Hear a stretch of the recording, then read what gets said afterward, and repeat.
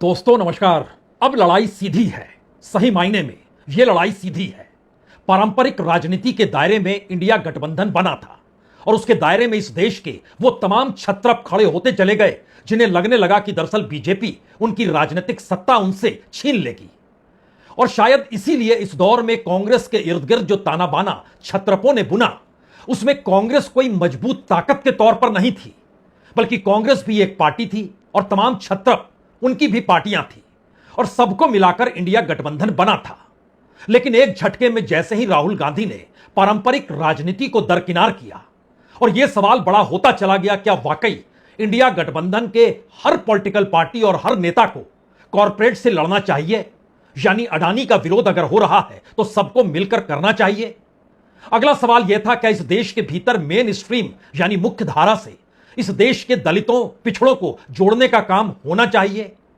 जो hate speech या जो नफरती राजनीति ने एक झटके में दिल्ली की सत्ता के तले इस देश के माइनॉरिटीज यानी मुस्लिमों को दरकिनार कर दिया, क्या उनके साथ उसी तरीके से खड़ा होना चाहिए जो इस देश की एक राजनीतिक सोच रही है, एक विचारधारा रही है और कांग्रेस जिस विचारधारा पे चलने का जिक्र राहुल गांधी के जरिए करती है?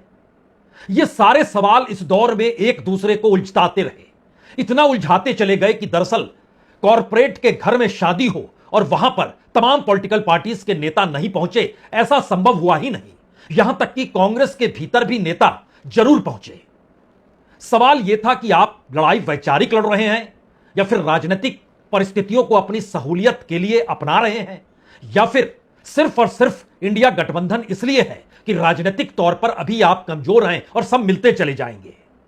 तो अब यह लड़ाई सीधी है और यह लड़ाई सीधी होने का मतलब सिर्फ विपक्ष एकजुट होना और उसका बिखरना भर नहीं है, बल्कि नए नए अलाइनमेंट बनने की दिशा में उठते हुए कदम है। और इतना ही नहीं, शायद अब वो राजनीति भी दस्तक देना शुरू करेगी जो कांग्रेस के भीतर उन नेताओं को कहीं ना कहीं हाशिए पर ढकेलेगी या दरकिनार करेगी कि दरअसल कांग्रेस की विचारधारा और आपकी विचारधारा में एक बेसिक अंतर है। या कहें पारंपरिक कांग्रेस जो चली आ रही थी, उस कांग्रेस के सामने अभी तक यह संकट था, वो राजनीति सत्ता के लिए कर रही है या फिर सत्ता के लिए तो हर कोई राजनीति कर रहा है और देश इस दौर में नफरती लकीर खींचते खींचते बढ़ते हुए दिखाई दे रहा है और बीजेपी को इसका बाखूबी लाभ हो रहा है। तो इसकी शुरुआत तमिलनाडु से होगी, शायद यह किसी ने सोचा नहीं होगा और शायद इसीलिए पहली बार खुलकर डीएमके ने अपनी स्थिति को साफ कर दिया। उसने एक पत्र भेजा स्पीकर के नाम, लोकसभा स्पीकर के नाम, हमारी व्यवस्था कीजिए कि पार्लियामेंट के भीतर अब हम कांग्रेस के साथ नहीं बैठेंगे। यानी अभी तक जो इंडिया गठबंधन एकजुट पार्लियामेंट के भीतर नजर आता था, अब वो एक साथ नहीं रहेगा और हमारा अपना गठबंधन या हमारे अपने सांसदों की मौजूदगी अब बिल्कुल अलग अलग होगी। यानी यह मैसेज बहुत साफ है, तमिलनाडु की राजनीति मायने रखती है इस देश की राजनीति से ज्यादा डीएमके के लिए। यही परिस्थिति एआईडीएमके के साथ भी है। लेकिन उससे पहले जरा इंडिया के भीतर के सच को आप देखना शुरू करें। इस पत्र को तो देख लीजिए जो डीएमके की तरफ से स्पीकर को लिखा गया। कनिमोझी ने यह पत्र लिखा है। महत्वपूर्ण है यह पत्र क्योंकि इंडिया गठबंधन बनने के बाद पहली बार खुले तौर पर पार्लियामेंट में हमारी सीट की व्यवस्था अलग होनी चाहिए, इसको लिख दिया गया।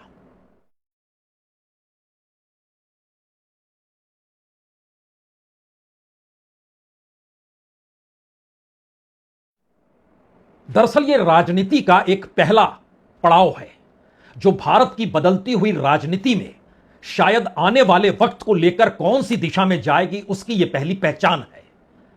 क्योंकि राज्यों में अगर छत्रप काबिज ना हो तो उसके पास बजट होता नहीं है संगठन तक को संभालने को लेकर। और इसका खुला जिक्र पिछले दिनों उत्तर प्रदेश के समाजवादी पार्टी के अध्यक्ष अखिलेश ने बाखूबी कर दिया जब उनसे पूछा गया कि चुनाव नजदीक है और इससे पहले आप जिस कंपनी के साथ समझौता कर रहे थे, जो बड़ी कॉस्टली कंपनी है लेकिन वो अक्सर चुनाव जिताने की दिशा में बहुत मजबूती के साथ काम करती है।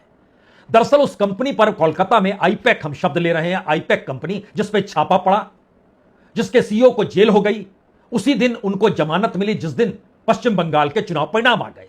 यानी जो पॉलिटिकल पार्टी के साथ काम कर रहा है उसको लेकर सत्ता का नजरिया भी पॉलिटिकल ही होगा। उससे हटकर वो किसी प्रोफेशनल के तर्ज पर किसी ऑर्गेनाइजेशन को देख पाने की स्थिति में सत्ता बिल्कुल नहीं है। तो खुद अखिलेश यादव ने कहा पैसा हमारे पास इतना नहीं है कि हम उस कंपनी को हायर कर सके। दरअसल यह मौजूदा वक्त की उस राजनीति का एक ऐसा सिरा है जिसको आपको अब पकड़ना ही होगा। इस देश के भीतर छत्रपों की राजनीति में अगर आप परखना शुरू करें तो जब सत्ता में थे उद्धव ठाकरे, उनकी पार्टी के पास कितना पैसा था? जब सत्ता में थे शरद पवार, उनकी पार्टी के पास कितना पैसा था? जब सत्ता में रहे आरजेडी यानी बिहार की पॉलिटिकल पार्टी का हम जिक्र कर रहे हैं, उनके पास कितना पैसा था? ममता बनर्जी को अभी तक इस चुनाव में हारने से पहले तक जो डोनेशन पॉलिटिकल निकल कर आता था, पहले इलेक्ट्रॉल के जरिए और उसके बाद यानी इलेक्ट्रॉल बॉन्ड के जरिए जो आता था, उसके बाद जो कॉर्पोरेट्स दे रहे थे, उसमें एक व्यक्ति तो सबसे ज्यादा जो पैसा दे रहा था वो तो एक आईपीएल की टीम को भी चलाता है। लेकिन बहरहाल अब उस पर ब्रेक लगेगी, यानी पैसा वहां से भी बंद होगा। याद कीजिए तेलंगाना के मुख्यमंत्री केसीआर का, सत्ता में थे तो पैसा इतना हद से ज्यादा था कि कई राज्यों से छत्रपों के नेता एक बुलावे पर आ जाते थे। यह एक पैसे का भी आदान प्रदान होता है कि राजनीतिक तौर पर आपकी ताकत आपके राज्य में बनी रहे, उसके बाद जब आप सत्ता में होंगे तो फिर वसूली खुलकर हो ही जाएगी, कोई दिक्कत इसमें होगी नहीं। वह भी सिरा गिर गया, ममता का सिरा गिर गया और तमिलनाडु के भीतर अब स्टालिन का सिरा भी गिर गया। यानी पैसा जो पॉलिटिकल तौर पे चाहिए और जो पॉलिटिकल इकोनॉमी के आसरे राजनीति साधी जाती है, वहां एक झटके में ब्रेक लग गया। और इसका खुला नजारा जब political parties income tax file करती है तो उसमें बकायदा एडीआर की रिपोर्ट ने जो जानकारी दी वो कांग्रेस ही नहीं बल्कि पूरे विपक्ष के पास, उनकी पूरी पॉलिटिकल पार्टी के पास सारी फंडिंग अगर जोड़ भी लेते हैं लास्ट फाइनेंशियल ईयर का, तो उससे भी 4 गुना ज्यादा बीजेपी के पास पैसा मौजूद है। एक पाइपलाइन कट गई, यानी पारंपरिक राजनीति एक पूंजी के पाइपलाइन पर भी चलती थी और पॉलिटिकल पार्टीज की महत्ता इस बात को लेकर भी होती थी कि वो उसकी कमाई कैसी किस रूप में हो रही है। इसीलिए पार्लियामेंट के भीतर ही नहीं, बकायदा प्रेस कॉन्फ्रेंस करके पब्लिकली कांग्रेस के नेता अजय माकन बार बार जो ट्रेजरर हैं ये कहने से चूके नहीं कि हमारे पास तो पैसा नहीं है। और स्थिति यह भी आ गई कि हम अपने ऑफिस बेरर को भी पैसा नहीं दे पा रहे हैं। यानी इंडिया गठबंधन जिस वक्त बना था उस वक्त 6 छत्रप सत्ता में मौजूद थे। आज की तारीख में कोई छत्रप सत्ता में मौजूद नहीं है सिवाय 2 के। उसमें एक का झगड़ा लगातार चलता है जो आम आदमी पार्टी का हम जिक्र कर रहे हैं, कांग्रेस के साथ 36 का आंकड़ा। और यह मैसेज बहुत साफ रहता है कि आम आदमी पार्टी की उत्पत्ति ही दिल्ली में इसलिए कराई गई और ताकत इसीलिए दी गई कि वो कांग्रेस को धराशायी कर सके। कांग्रेस एक लिहाज से इंडिया गठबंधन की अगुवाई कर रहा है। अब सवाल यह था कि वहां पर आम आदमी पार्टी के मुख्यमंत्री होने का कोई मतलब नहीं। अब उसके बाद दूसरे व्यक्ति बसते हेमंत सोरेन, झारखंड छोटा राज्य बावजूद इसके सत्ता में है और वहां की खदानें जाहिर है वो केंद्र के हक में आती है। लेकिन बीते दिनों जब सुप्रीम कोर्ट ने निर्णय दिया था कि उसमें स्टेट का भी शेयर होना चाहिए, तो इसके अलावे और भी पूंजी झारखंड मुक्ति मोर्चा के पास पहुंच रही होगी। लेकिन उसकी स्थिति ऐसी नहीं है जो स्थिति ममता की रही, जो स्थिति स्टालिन की रही, जो स्थिति एक वक्त केसीआर की रही, जो तमिलनाडु के बाद महाराष्ट्र दूसरा बड़ा राज्य जहां से पैसा बाखूबी आता भी था, राजनीति चलती भी थी। अब सवाल है कि इस देश के भीतर वो तमाम छत्रप जो पहचान पाए हुए थे उसमें वामपंथियों की मौजूदगी भी थी जो अब गायब हो चली है। तो इस पोजीशन में भारत के भीतर एक पॉलिटिकल ट्रांसफॉर्मेशन की स्थिति आएगी ही।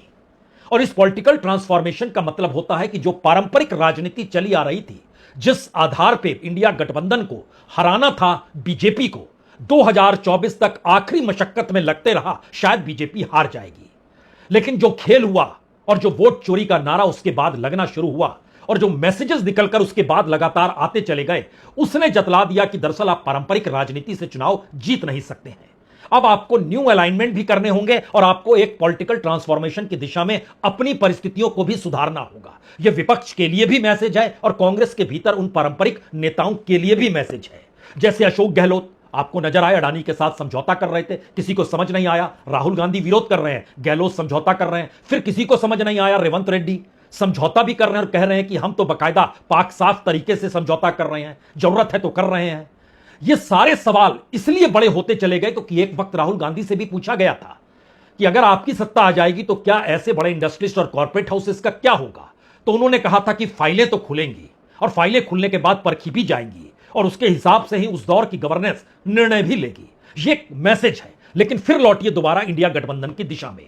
अब सवाल है कि अगर डीएमके ने पत्र भेज दिया लोकसभा स्पीकर को कि हमारी सीटें कांग्रेस से अलग कर दीजिए, यानी हम अब उस इंडिया गठबंधन का हिस्सा नहीं है, तब यहां पर एक दूसरी प्रक्रिया शुरू होती है। तो क्या तमिलनाडु के भीतर जो एआईडीएमके बीजेपी के साथ थी और कांग्रेस डीएमके के साथ थी, उस कांग्रेस ने एक झटके में टीवीके का हाथ जो साथ लिया, जो विजय का हाथ साथ लिया, यह बात डीएमके पचा नहीं पाई, क्योंकि वो समझ गई तमिलनाडु के भीतर अगर विजय के हाथ में सत्ता आ गई और कांग्रेस साथ खड़ी रही तो फिर उनकी राजनीति बंद हो जाएगी। यहीं से बात शुरू होती है जिसमें वो समझ गए कि अब तमिलनाडु के भीतर अपनी राजनीति को भी बचाना जरूरी है। तो इसीलिए क्या अब एनडीए के बाहर एआईडीएमके भी आ जाएगी, क्योंकि नया गठबंधन नई सरकार के साथ अगर एआईडीएमके सत्ता में आती है, डीएमके बाहर से समर्थन देती है और डीएमके के साथ खड़े जो राजनीतिक दल हैं अभी भी वो टस से मस नहीं हुए। कांग्रेस ने अपना निर्णय लिया, वो अलग हो गई, लेकिन सीपीआई हो, सीपीएम हो, वीसीके हो, वे तभी कह रहे हैं कि हम तो डीएमके के साथ खड़े थे। यहां तक कि इंडियन यूनियन मुस्लिम लीग वह भी कह रहा है हम डीएमके के साथ खड़े थे, तो हम तो मूव नहीं करेंगे जब तक डीएमके नहीं कहेगी। और डीएमके ने पहले राउंड में कहा हम सबको फ्री करते हैं, लेकिन कोई नहीं डिगा। यह मैसेज है कि दरअसल तमिलनाडु के भीतर छत्रपों की राजनीति जो कल तक एआईडीएमके वर्सेस डीएमके होती थी, अब उन्हें नया अलाइनमेंट चाहिए। और इससे बेहतर गठबंधन क्या हो सकता है कि दोनों एक साथ आ जाएं। अब दोनों एक साथ आ जाएं तो फिर एआईडीएमके और डीएमके दोनों इंडिया गठबंधन में शामिल नहीं हो सकते हैं। यह पहली लकीर न्यू अलाइनमेंट की दिशा में, और उसमें अब सीपीएम भी उसी दिशा में होगी जहां कांग्रेस नहीं होगी। कांग्रेस अपने तौर पर कहती रही देखिए वामपंथियों से केरल में लड़ते हैं, वामपंथियों से हम बंगाल में लड़े लेकिन दिल्ली में तो साथ खड़े थे। ममता बनर्जी से हम बंगाल में लड़ रहे थे लेकिन दिल्ली में तो साथ खड़े थे। ममता बनर्जी ने तो 2024 में भी पॉलिटिकल गठबंधन नहीं किया, कांग्रेस के साथ नहीं किया जो पश्चिम बंगाल में चुनाव लड़ रही थी, और मैसेज था कि हम नहीं करेंगे। और उस समय तक ममता बनर्जी की ताकत या कहें टीएमसी की ताकत बड़ी जबरदस्त थी। तो जहां जहां छत्रपों को लगा उनकी ताकत मजबूत रहेगी, वहां वहां वो इंडिया गठबंधन में साथ खड़े होने से बचते रहे। और अब इंडिया गठबंधन की जरूरत उन कमजोर लोगों को पड़ गई जो कमजोर हो गए, या कमजोर नेता हो गए, कमजोर पार्टी हो गई। लेकिन यहां पर फिर एक नया पेच है। ममता बनर्जी से मिलने अखिलेश यादव गए। अखिलेश यादव जानते हैं उत्तर प्रदेश में अगला चुनाव होना है। ममता बनर्जी से मुलाकात कर रहे थे, लेकिन उसके बाद जो भी पत्रकारों के सवाल थे उन तमाम सवालों में उनकी निगाहों में यूपी रेंग रहा था। इसीलिए वो कह रहे थे कि पहला पॉलिटिकल प्रयोग इलेक्शन कमीशन के जरिए, अर्धसैनिक बलों के जरिए और वोट चोरी के जरिए वो कहीं हुआ तो वो उत्तर प्रदेश में ही हुआ। वो पोस्टर लेकर गए, पोस्टर दिखाया उन्होंने, संवाद बनाया, उसी तर्ज पर उन्होंने जानकारी दे दी।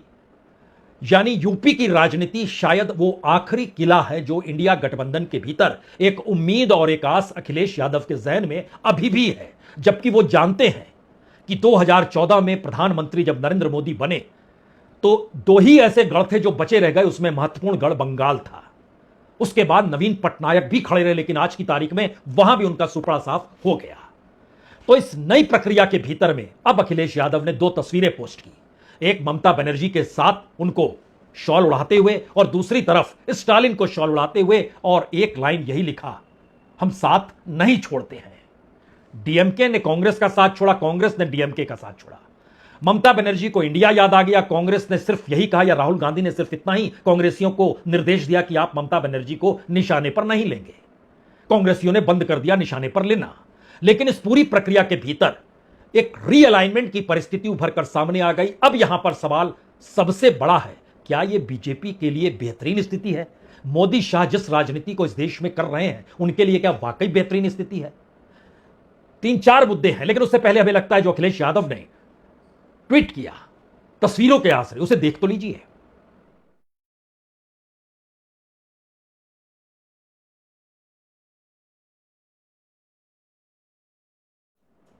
जाहिर है यूपी में चुनाव लड़ने के लिए अखिलेश को मदद चाहिए होगी, लेकिन अगला सवाल तो यह भी है, अगर ममता बनर्जी उत्तर प्रदेश में आकर चुनाव प्रचार करती है, अगर स्टालिन चुनाव प्रचार करने के लिए उत्तर प्रदेश में आते हैं अखिलेश के साथ खड़े होने के लिए, तो एक झटके में यूपी की राजनीति में अखिलेश यादव का पीडीए भी नहीं चल पाएगा।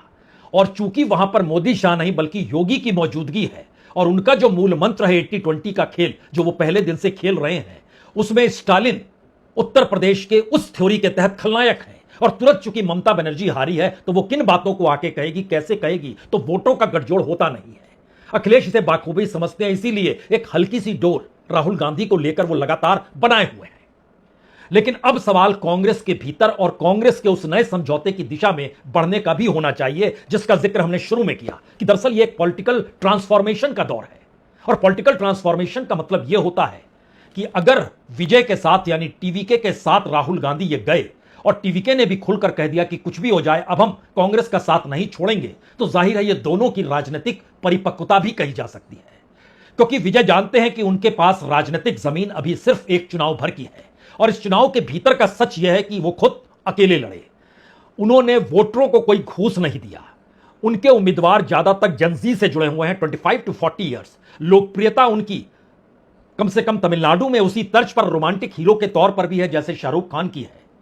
और जनजी का साथ होना, और इसके साथ उन्होंने एक वही प्रयोग किया जो प्रयोग एक वक्त एमजीआर भी किया करते थे। उसमें जो जनरल सामान्य सीटें थी वहां पर उन्होंने दलितों को खड़ा कर दिया, लॉयल लोगों को अपने साथ रखा और इस दिशा में कदम बढ़ाया कि अगर चुनाव फिर से हो जाए तो वो उनके हक में जाए, और अगर फिर से ना हो तो द्रविड़ राजनीति या तमिलनाडु के वोटर उस सच को देख लें जिसकी कल्पना उन्होंने की ही नहीं थी। यानी एआईडीएमके सत्ता में आ जाए, डीएमके बाहर से समर्थन कर दे। यह तो कभी इस पीढ़ी ने, जो मौजूदा वक्त में वोटर है तमिलनाडु के, उसने तो सोचा ही नहीं होगा। जो कम से कम 60-70 साल पार कर चुका होगा उसे जरूर याद होगा कि हां, इससे पहले एक वक्त सिर्फ डीएमके हुआ करती थी, बाद में एआईडीएमके एमजीआर के आने के बाद बनी, लेकिन इस पूरी दौर में दोनों अलग थलग ही रहे। तो यह दांव अपने तौर पर विजय का है। या तो हम सत्ता में आएंगे या फिर हम दोबारा चुनाव में चले जाएंगे। और कहते हैं कि यह मैसेज उन्होंने राज्यपाल को भी एक लिहाज से दे दिया कि अगर आपको ऐसा लगता है तो हम दोबारा चुनाव में चले जाएंगे। और दोबारा चुनाव में जाने का मतलब है फिर वही संकट आ जाएगा डीएमके और एआईडीएमके के सामने कि इन्होंने सत्ता में आने नहीं दिया। राहुल गांधी का यह दाव उस नई पीढ़ी और युवा पीढ़ी को लेकर है, क्योंकि याद कीजिए उन्होंने जो ट्वीट किया था टीवीके की जीत के बाद, तो उसमें मैसेज था कि युवाओं को लेकर अब निर्णय लेने का वक्त आ चुका है और हम निर्णय लेंगे। यह खुले तौर पर उनका ट्वीट था। यह एक पहला ट्रांसफॉर्मेशन है पॉलिटिकल तौर पर, शायद कांग्रेस के भीतर भी आने वाले वक्त में आपको नजर आने लग जाएगा।